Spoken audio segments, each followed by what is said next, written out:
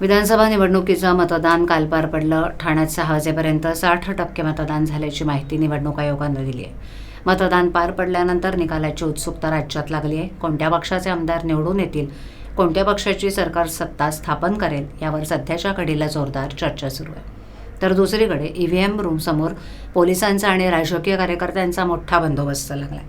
60 तास EVM रूमसमोर पोलिसांचा आणि राजकीय कार्यकर्त्यांचा बंदोबस्त राहणार आहे. यावेळेला पोलिसांसोबतच पक्षाच्या कार्यकर्त्यांना EVM रूममध्ये थांबण्याची परवानगी देण्यात आली आहे.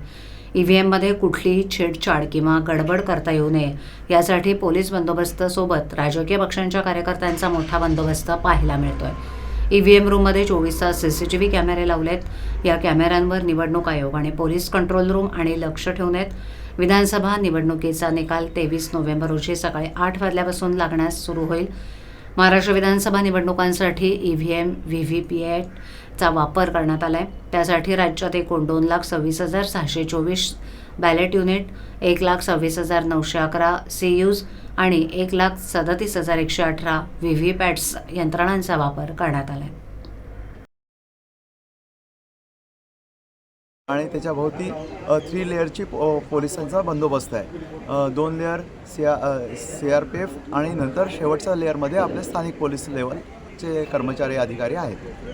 सर, काउंटिंगच्या दिवशी कशा प्रकारे संपूर्ण नियोजन असणार आहे? आपण काउंटिंगसाठी आतमध्ये 14 टेबल हे EVM काउंटिंगसाठी ठेवलेले आहेत. 3 टेबल हे आहेत ते पोस्टल बॅलेटसाठी आहेत. 1 टेबल हे ETPBSसाठी आहे आणि याच्या पलीकडे टॅब्युलेशन, कॉम्प्युटरवरती टॅब्युलेशन करण्यासाठी अरेंजमेंट केलेली आहे. तसंच ऑब्झर्वर, RO आणि ARO यांची पण तिथे अरेंजमेंट केलेली आहे. हमाल जे असतील काउंटिंगच्या दिवशी जेव्हा सकाळी स्ट्रॉंग रूम उघडली जाईल त्यानंतर हमालाद्वारे वाहतूक करून सर्वात पहिले 8 वाजेपर्यंत जेवढी काही आपल्याकडे पोस्टल बॅलेट पेपर्स आलेले असतील त्यांचं काउंटिंग सुरू करणार. त्याच्यानंतर अर्ध्या तासाने म्हणजे सकाळी 8:30 वाजता आपण EVM स्ट्रॉंग रूम उघडून त्याच्यातून EVM बाहेर काढणार आणि त्याचं काउंटिंग सुरू करणार आहोत.